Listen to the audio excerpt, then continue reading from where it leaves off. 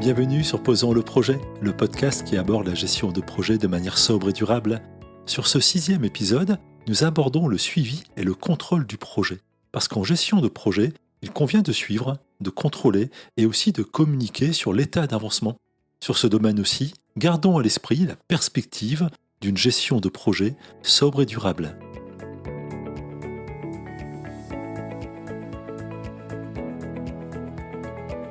Nous avons abordé à plusieurs reprises sur ce podcast les éléments de performance du projet, avec en particulier les délais, les coûts et la qualité. Sur toute la durée du projet, il est nécessaire de les suivre au regard des objectifs définis et des limites des autorités déléguées. Souvenez-vous de l'épisode 3 de ce podcast, nous y avions abordé l'organisation sur laquelle l'autorité était déléguée sur un modèle descendant.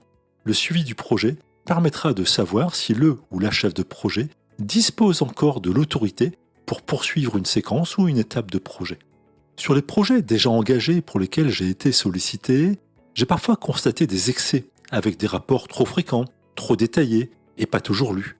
Sans compter les présentations, trop longues, trop techniques, qui impliquaient souvent trop de collaborateurs. J'ai aussi constaté la situation inverse, avec un manque cruel de visibilité sur la situation du projet. L'alignement en la matière n'est pas toujours simple. Et puis en matière de suivi, les réponses aux questions « pourquoi » et « pour qui » se sont quand même souvent avérées un peu floues. Qu'en est-il pour vos projets ? Pensez-vous que trop de temps et trop d'énergie sont dépensés sur ce sujet ? Vous sentez-vous plutôt aligné avec les exigences spécifiques du projet ? Ou constatez-vous un manque d'informations de suivi ? Revenons aux deux questions essentielles abordées précédemment. Pourquoi et pour qui ? Les communications, les rapports et les résultats des contrôles sont des livrables internes au projet. Ils doivent donc répondre à un besoin et à une audience. Pourquoi et pour qui ? Ce sont d'ailleurs les mêmes questions que je pose systématiquement lorsque je suis en atelier de gestion des indicateurs sur mes activités d'IT Service Management. Pour mesurer juste, il est indispensable de maîtriser la raison et l'audience. Un autre élément réclame aussi d'être considéré en lien direct avec la justification des éléments de suivi, la fréquence de ces activités. Ce paramètre est souvent attaché au degré de confiance sur le projet. Plus il y a confiance ou moins nous avons d'incertitude ou d'inquiétude, moins la fréquence des rapports sera importante. Je reformule. Si je suis sur un projet sur lequel chacun maîtrise parfaitement son périmètre et qu'un niveau de confiance suffisant est installé, alors nous pouvons espacer les activités de surveillance et les rapports. Par contre, si nous avons des doutes, de la certitude, alors il fait sens d'augmenter la fréquence des contrôles. Nous pouvons ainsi tout à fait imaginer une fréquence de rapport plus importante sur certaines séquences de projets et moindre sur d'autres. Le modèle n'est jamais définitif, il doit être adaptatif. Et puis il y a la forme. Je me souviens d'un projet de déploiement d'une solution logicielle sur un nombre important de postes clients sur lequel nous recevions chaque soir, à une fréquence définie, un mail avec 4 informations clés pour l'équipe.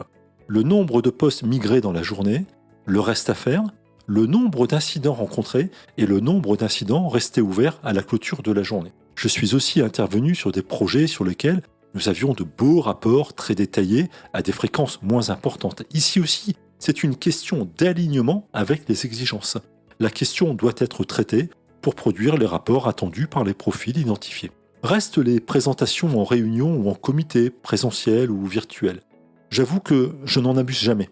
Si c'est pour faire la lecture de rapports à une audience sachant lire, à quoi bon ? Les rapports transmis sont souvent suffisants. La présentation est plutôt, de mon point de vue, un exercice de communication. Alors utilisons ce format pour communiquer sur le projet, mais posons-nous la question de la pertinence de ce format pour le suivi. Intégrons à ce sujet la charge que cela représente. Une présentation des indicateurs de suivi sur 1 heure avec 8 personnes, c'est un jour homme. Est-ce bien nécessaire au regard de la charge des équipes sur le projet ? Quelles sont les clés pour réussir sur ce domaine du suivi, du contrôle et des rapports de projet ? Gardons à l'esprit un principe propre aux méthodes cascades, la focalisation produit. Le but du projet est de livrer un produit, ce n'est pas de rapporter, même si cette activité est indispensable. Et puis, même si nous n'abordons pas sur cette première saison de Posons le projet le cadre de travail agile, Rappelons que le manifeste agile s'inscrit aussi sur cette orientation. Même si le suivi et le contrôle de ce projet sont des activités indispensables, n'en faisons pas trop, soyons efficients et mettons en place les contrôles en phase avec les véritables exigences de chaque projet. Adaptons, alignons pour le bénéfice de tous. Cela n'empêche pas d'avoir dans la boîte à outils projet quelques templates pour standardiser, pour industrialiser en quelque sorte le suivi et les rapports. Ces modèles pourront être adaptés en fonction du projet à conduire. Posez-moi devant une page blanche et je passe 1 heure avant d'oser y écrire quelque chose. Proposez-moi un modèle préformaté avec des chapitres prédéfinis à compléter et le rapport est formalisé en 10 minutes. C'est un point que nous n'avons pas abordé sur les précédents épisodes de Posons le projet, mais la mise à disposition d'une boîte à outils projet avec un ensemble de modèles adaptés au contexte spécifique de l'organisation apporte énormément. En standardisant, nous faciliterons la gestion des livrables de projet tant sur la formalisation des éléments de projet que sur leur exploitation. Je recommande ce type de boîte à outils à développer en mode collaboratif et à mettre sous le contrôle d'une ou d'un garant ou d'un PMO. Puis, ce seront les questions pourquoi et pour qui structurent de manière spécifique l'approche de suivi de projet. Cette approche devrait être définie dès le cadrage du projet car elle est structurante et peut avoir un impact direct sur la planification, en particulier sur le découpage du projet en séquences. En effet, les transitions de séquences sont des moments privilégiés pour surveiller de manière formelle la progression des travaux.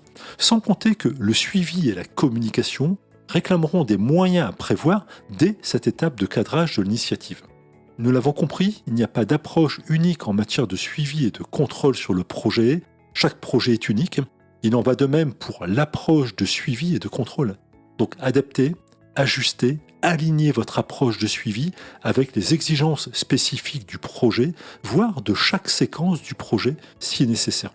Et si nous mettions en application maintenant, vous avez un projet en cours, analysez votre approche de suivi du projet. Vous êtes-vous posé ces 2 questions clés, pourquoi et pour qui? Si ce n'est pas fait, allez-y, il n'est jamais trop tard pour oser la réussite du projet, et si des écarts apparaissent, ajustez, le projet et les parties prenantes en profiteront. Et puis, si vous n'avez pas de projet en cours, mais un projet à venir, alors ici aussi, osez la réussite de votre projet, posez les bonnes questions et envisagez une approche de suivi et de communication alignée avec les exigences spécifiques de votre projet. Ici aussi, le projet et les parties prenantes en profiteront. J'espère que ce 6e épisode de Posons le projet vous a plu, qu'il vous donne envie de suivre les prochains. Je vous dis donc à bientôt pour le prochain sujet de Posons le projet. Nous y aborderons la gestion des changements auxquels le projet est exposé. Tout un programme.